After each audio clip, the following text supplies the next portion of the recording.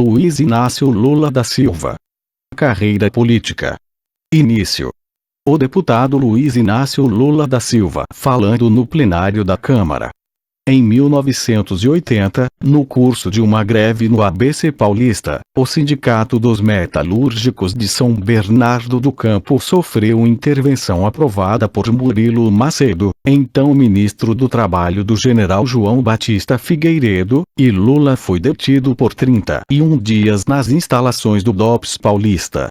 Em 1981, a Justiça Militar o condenou a 3 anos e meio de detenção por incitação à desordem coletiva, tendo porém recorrido e sido absolvido no ano seguinte. Em 1982, Lula participou das eleições para o governo de São Paulo e perdeu. No mesmo ano alterou judicialmente seu nome de Luiz Inácio da Silva para Luiz Inácio Lula da Silva visando usá-lo em pleitos eleitorais futuros, pois a legislação vigente proibia o uso de apelidos pelos candidatos. Em 1984, participou, ao lado de Ulisses Guimarães, Fernando Henrique Cardoso, Eduardo Suplicy, Tancredo Neves, entre outros, da campanha Diretas Já, que clamava pela volta de eleições presidenciais diretas no país.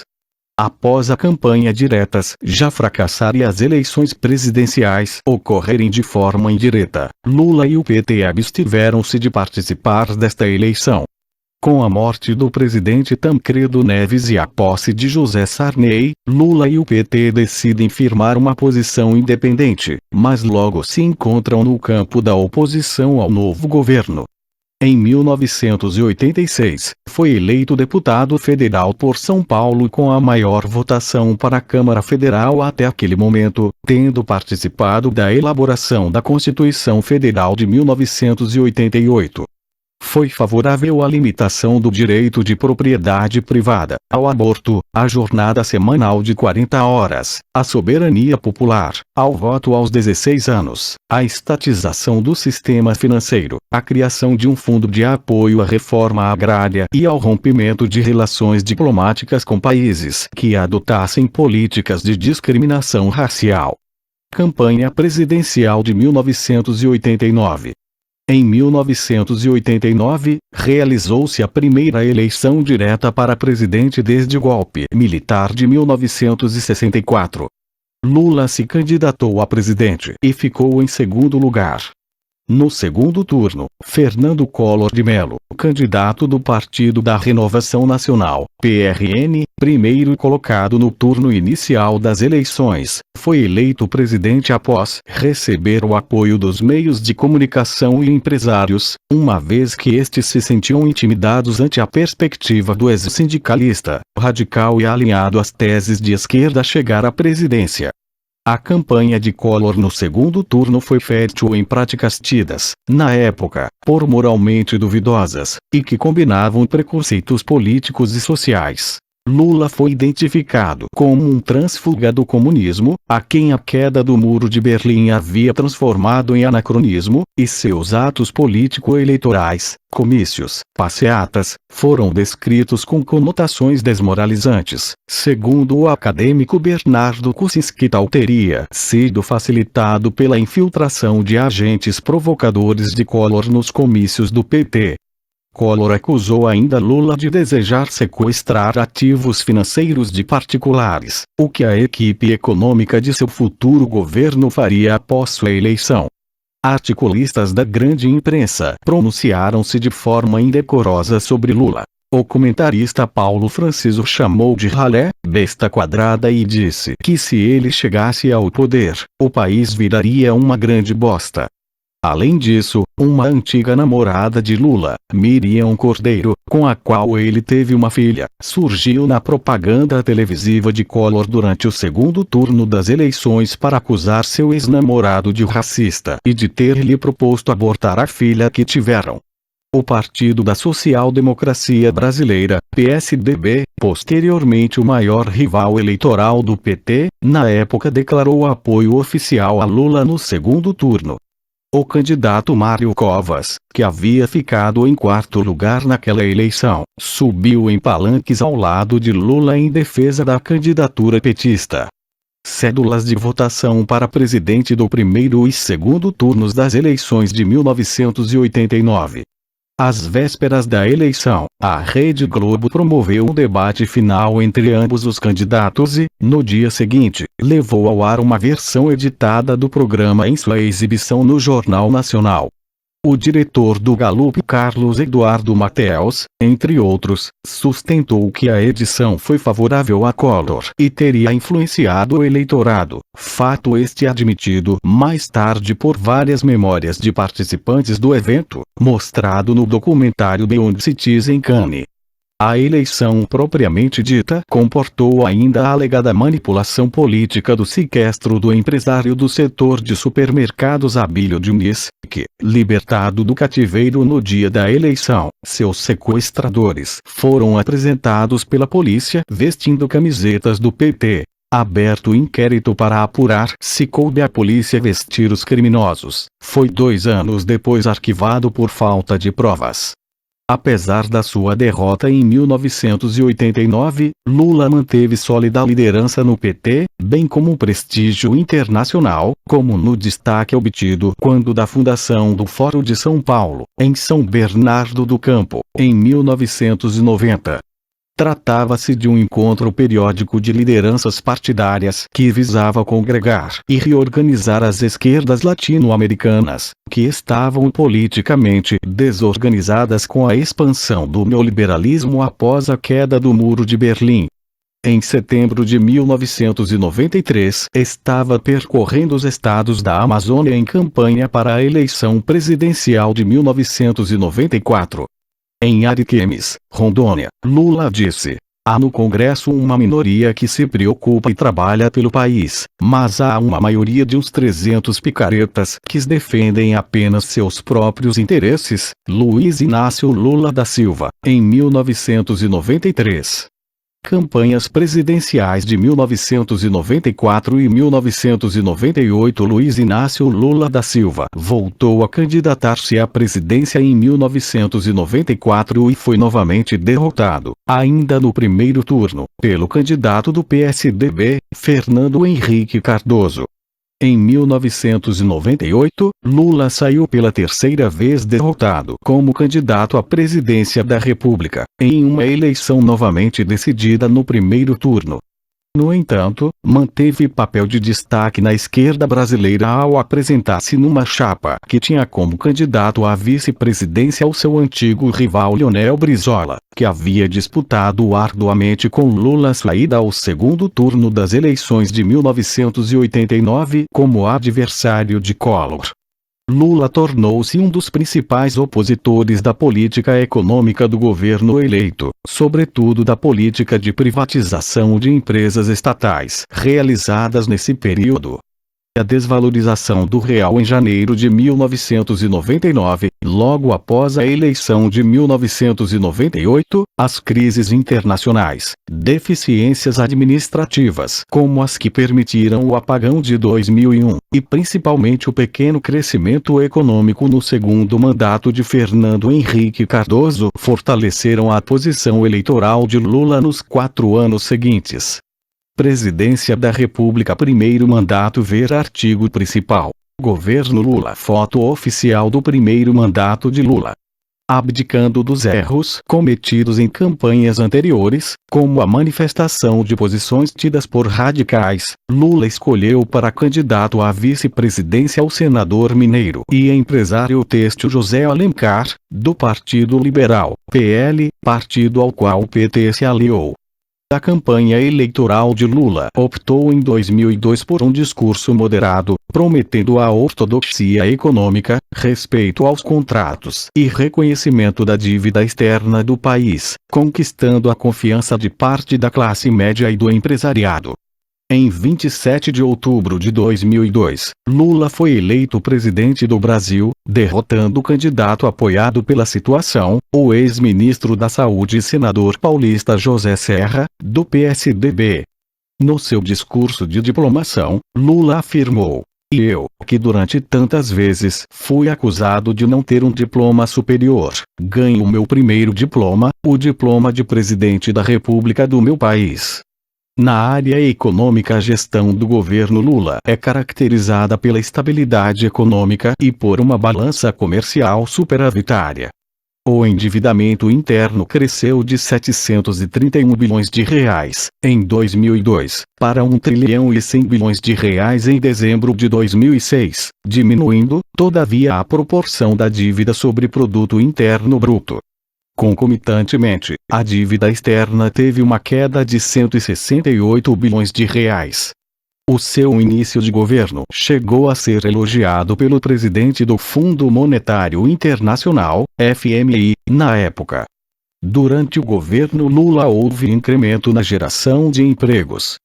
Segundo o IBGE, de 2003 a 2006 a taxa de desemprego caiu e o número de pessoas contratadas com carteira assinada cresceu mais de 985 mil, enquanto o total de empregos sem carteira assinada diminuiu 3,1%.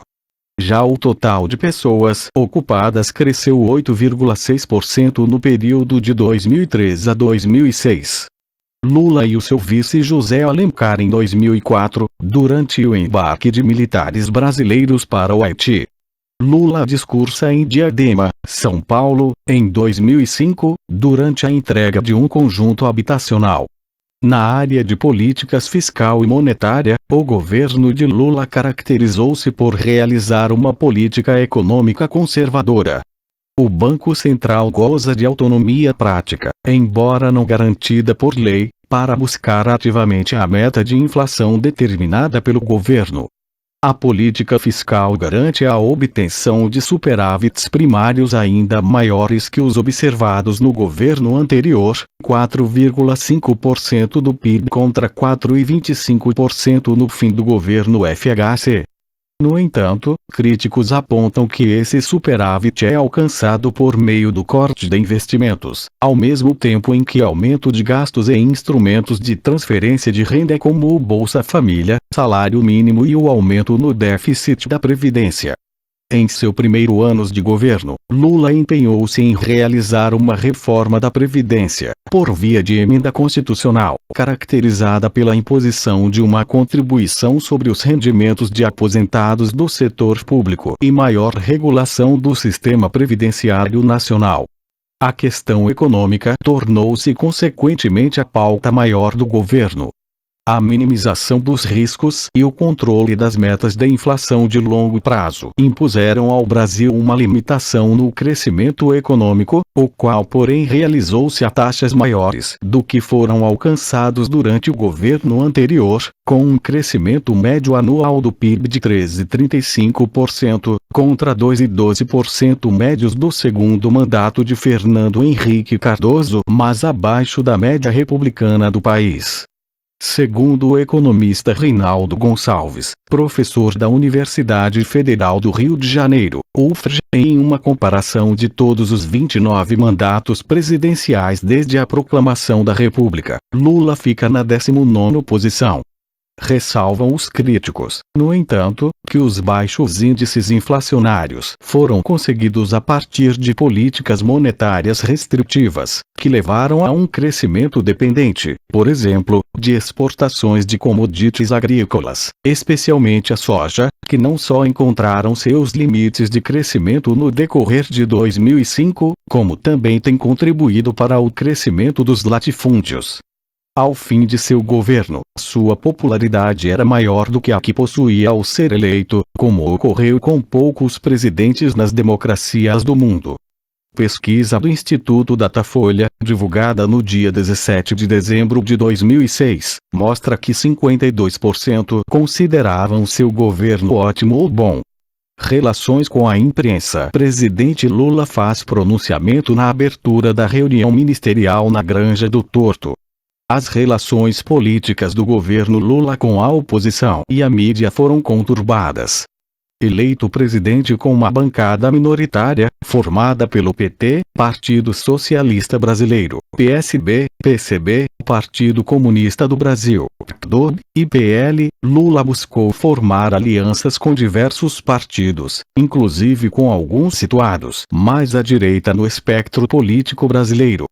conseguiu o apoio do PP, PTB e parcela do PMDB, às custas de dividir com estes o poder. Após 2 anos de governo mantendo maioria no Congresso, o que facilitava a aprovação de projetos de interesse do Executivo, uma disputa interna de poder entre os partidos aliados, PT, PSB, PCdoB, PL, PP, PTB, resultou no escândalo do Mensalão. Já em maio de 2004, o governo chegou a pensar em expulsar do país o jornalista americano Larry Rotter, do jornal The New York Times, por escrever uma reportagem sobre a suposta propensão de Lula a beber, mas a decisão foi revogada depois de uma retratação por escrito do repórter.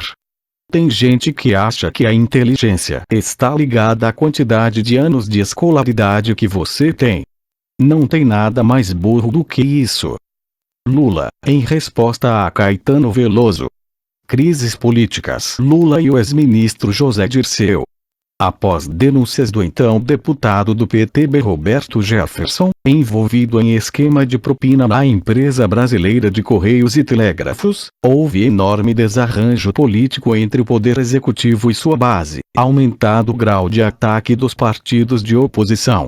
Essa crise desdobrou-se em outras, que geraram certa paralisia no governo federal, inclusive com a queda de ministros e a cassação de deputados.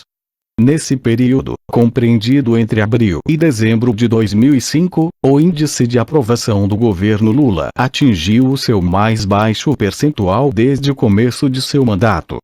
Também houve a demissão dos ministros José Dirceu, Benedita da Silva, Luiz Guxiquem, por suspeitas de envolvimento em casos de corrupção ou prevaricação. Em janeiro de 2006, com o desgaste do poder legislativo em meio a absolvições de congressistas envolvidos no mesmo esquema, julgados por seus pares por envolvimento em episódios de improbidade, Lula consegue reagir, desvia-se dos escândalos e volta a ter altos índices de popularidade.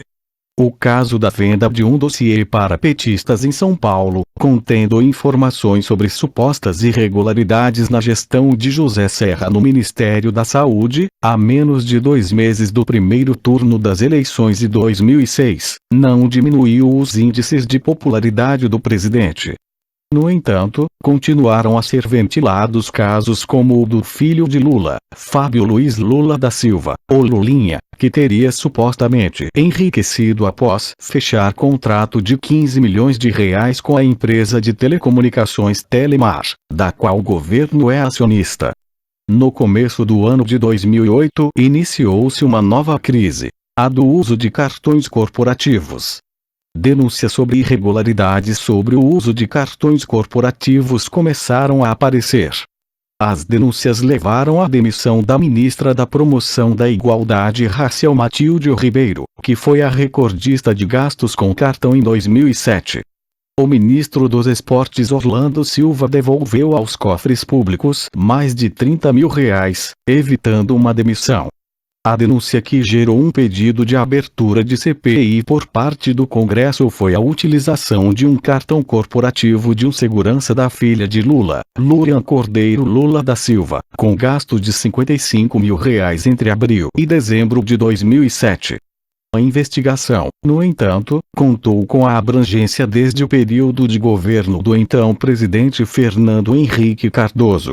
Alguns órgãos da imprensa alegaram que o Palácio do Planalto montou um dossiê que detalhava gastos da família de FHC e que os documentos estariam sendo usados para intimidar a oposição na CPI, mas a Casa Civil negou a existência do dossiê.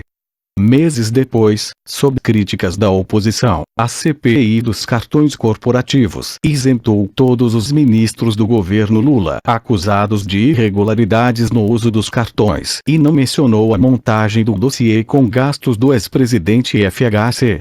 Se Jesus Cristo viesse para cá, e Judas tivesse a votação num partido qualquer, Jesus teria de chamar Judas para fazer coalizão. Lula, ao justificar os acordos em seu governo, foi apresentado no dia 26 de janeiro de 2011 uma denúncia contra Lula e seu ex-ministro da Previdência Social Amir Lando por improbidade administrativa. No dia 22 de fevereiro do mesmo ano, veio a divulgação de que o Ministério Público Federal no Distrito Federal teria entrado com ação, tendo como acusação de que ele e seu ministro teriam usado a máquina pública para promoção pessoal e a fim de favorecer o Banco BMG. As supostas irregularidades ocorreram entre outubro e dezembro de 2004. Distinção entre candidato à reeleição e presidente em 2006, uma representação dos partidos de oposição solicitou à Advocacia Geral da União uma prestação de contas a respeito de um aumento de gastos com publicidade que vinha ocorrendo no governo Lula. Como resultado, concluiu-se que durante o primeiro semestre de 2006 havia sido gasto 67,8% do que é permitido pela legislação. Em 17 de agosto de 2006, o Tribunal Superior Eleitoral condenou o candidato Lula ao pagamento de uma multa de R$900 mil por prática de propaganda eleitoral antecipada. Reconhecendo a ocorrência de propaganda eleitoral em dezembro de 2005, e portanto extemporânea, no tabloide intitulado Brasil, um país de todos, uma publicação de responsabilidade da Casa Civil, do Ministério do Planejamento e da Secretaria-Geral da Presidência da República. Em 2006 o TSE ordenou que o governo suspendesse a distribuição de uma cartilha com o logotipo de programas como o Fome Zero na capa, que seria distribuída nas escolas públicas do país, pois poderia favorecer Lula no ano eleitoral. Críticas maiores foram feitas, que alegaram o uso de dinheiro público com fins eleitorais. Em um de seus discursos de campanha, Lula afirmou que não sabia quando era candidato e quando era presidente. Em julho de 2006, declarou que nunca foi um esquerdista, admitindo que em um eventual segundo mandato, prosseguiria com as políticas econômicas consideradas conservadoras adotadas no seu atual governo. Segundo mandato ao lado do ex-vice-presidente José Alencar, Lula sobe a rampa do Palácio do Planalto na cerimônia de posse do seu segundo mandato. O presidente Luiz Inácio Lula da Silva anuncia o Programa de Aceleração de Crescimento em 2007. Lula na Festa da Uva de 2007. Lula da Silva, à frente do Cristo Redentor, no Rio de Janeiro, em 2007. Lula e o então presidente da Petrobras, Sérgio Gabrielli, com óleo extraído da camada pré-sal nas mãos em 2008. Lula com a então o chefe da Casa Civil da Presidência da República, Dilma Rousseff, em 2009. A imprensa internacional fez menção à reeleição de Lula. O jornal britânico Financial Times deu esse enfoque na matéria que publicou sobre a reeleição com o título Wall Street também ama Lula. O Financial Times se baseou nas declarações aos clientes do banco JP Morgan, onde disse: as expectativas sobre a agenda de reformas estão baixas, o que significa que, mesmo que sejam pequenas, poderiam gerar um impacto positivo nos mercados. O tamanho da liderança do presidente Lula está diretamente relacionado com a veemência com que ele e seus ministros atacaram as reformas liberais promovidas pelo governo anterior, do PSDB. Encorajados pela responsabilidade social, alguns ministros começaram a considerar a flexibilização da Lei de Responsabilidade Fiscal, um dos mais importantes pilares da política macroeconômica erigidos pelo PSDB. A noção de que, em um segundo mandato, Lula possa dar andamento a qualquer agenda reformista está começando a soar como fantasia. Financial Times. Os sites em inglês, como as norte-americanas CNN e NBC e a inglesa BBC, também enfatizaram a vitória de Lula. A CNN ressaltou que a população premiou Lula pelo combate à pobreza e que as denúncias de corrupção não atingiram sua imagem. Para seu segundo mandato, Lula conta com apoio de uma coalizão de 12 partidos: PT, PMDB, PRB, PDOB, PSB, PP, PR, PTB, PV, PDT, PSC e PAN, cujos presidentes ou líderes têm assento no Conselho Político, que se reúne periodicamente, normalmente a cada semana, com Lula.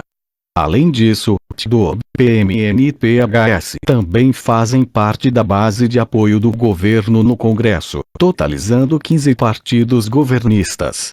Lula havia lançado, no dia da reeleição, a meta de crescimento do PIB a 5% ao ano para seu segundo mandato.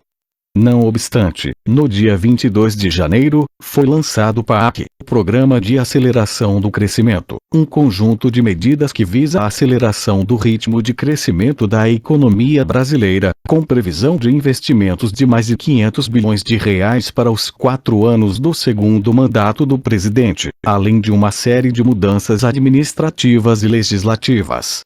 O PAC previa um crescimento do PIB de 4,5% em 2007 e de 5% ao ano até 2010, apesar de que prevê uma inflação maior, de 4,5%, o que é criticado por especialistas, pois o governo defende uma inflação maior no fim do mandato do que no início dele. O Plano de Desenvolvimento da Educação, PDE, que estabelece o objetivo de nivelar a educação brasileira com a dos países desenvolvidos até 2021 e prevê medidas até 2010, entre elas a criação de um índice para medir a qualidade do ensino e de um piso salarial para os professores de escolas públicas, foi lançado oficialmente no dia 24 de abril no Ministério da Educação. A partir da criação da Secretaria Nacional dos Portos, no dia 7 de maio de 2007, o governo passou a ter 37 ministérios. E, com a nomeação do filósofo Roberto Mangabeira Unger para o Núcleo de Assuntos Estratégicos, o governo passou a ter 38 ministérios, com mais críticas de especialistas, por retirar uma área estratégica do governo do Ministério do Planejamento. No dia 15 de maio de 2007, Lula concedeu sua segunda entrevista coletiva formal desde que assumiu a presidência da República e a primeira de seu segundo mandato. No dia 26 de outubro de 2007, Lula faz uma visita à UFRJ na cidade universitária no Rio de Janeiro, onde teve a oportunidade de conhecer a criação de um novo tipo de combustível extraído do bagaço da cana-de-açúcar. Em abril de 2008, durante o governo Lula, o Brasil conquistou o Investment Grade ou grau de investimento pela agência de classificação de risco americana Standard & Poor's. Em março de 2010, o presidente Lula foi multado 2 vezes por fazer campanha antecipada pró-Dilma, em R$ 5.000 e R$ 10.000, pela Justiça Eleitoral, em condenação a representações feitas pela oposição. Retomada da atividade econômica na economia. O ano de 2007 é marcado pela retomada da atividade em vários setores, em virtude principalmente da recuperação da renda da população e pela expansão do crédito no país. O maior destaque é a agropecuária, cujo desempenho foi puxado pelo aumento do consumo interno de alimentos e da demanda internacional por commodities. As melhores condições de renda e crédito também incrementaram o desempenho da indústria, com destaque para os recordes de produção do setor automotivo, além do setor de construção civil. Com a retomada, o PIB brasileiro apresentou expansão de 5,4% em 2007, a maior taxa de crescimento desde 2004, quando houve crescimento de 5,7%. Efeitos da crise financeira global de 2008. Em 2008, quando o aquecimento da demanda e da atividade econômica nacional já geravam preocupações para o cumprimento das metas de inflação e obrigavam o Banco Central a apertar a política monetária por meio do aumento da taxa básica de juros, a crise financeira mundial originada nos Estados Unidos atingiu o Brasil no último trimestre. Mas, como o primeiro semestre ainda havia apresentado um desempenho econômico forte, o PIB nacional terminou o ano com uma taxa de expansão de 5,1%. Já sob influência dos impactos da crise financeira global, especialmente no aumento do desemprego no país no primeiro trimestre de 2009, a aprovação do governo Lula, que, em dezembro de 2008, havia batido novo recorde, ao atingir, segundo a pesquisa Datafolha, a marca de 70% de avaliação de ótimo ou bom, sofreu queda em março de 2009, para 65%. Foi a primeira redução observada no segundo mandato do presidente. Sobre a crise deu as seguintes declarações: a imprensa, de vez em quando, fica doida. Mas, presidente Lula, e a crise americana? Perguntem para o Bush. A crise é dele, não é minha. Lula, durante discurso em Mossoró, RN, julho de 2008. Eu estou muito confiante de que a crise americana, se ela chegar aqui, lá ela é um tsunami, aqui ela vai chegar uma marolinha, que não dá nem para esquiar. Lula, durante entrevista no ABC Paulista, outubro de 2008. Combate aos efeitos da crise e retomada da popularidade. Lula em visita à obra de transposição do Rio São Francisco em Pernambuco, 2009. A queda na avaliação positiva foi bastante efêmera, já que, logo no mês de maio de 2009, pesquisas voltaram a trazer crescimento na aprovação do governo, também em consequência da estabilidade do Brasil frente à crise econômica internacional. Na pesquisa Datafolha publicada em 31 de maio do mesmo ano, a avaliação positiva voltou ao patamar de novembro, quando a taxa de aprovação do governo chegou ao recorde de 70%. Colhendo os frutos desta popularidade, Lula foi considerado pela revista Época um dos 100 brasileiros mais influentes do ano de 2009. Em março de 2010, pesquisa Datafolha publicada no jornal Folha de S. Paulo constatou que a popularidade de Lula atingiu seu melhor valor desde 2003. 76% dos pesquisados apontaram o governo como ótimo ou bom e 4% acharam o governo ruim ou péssimo.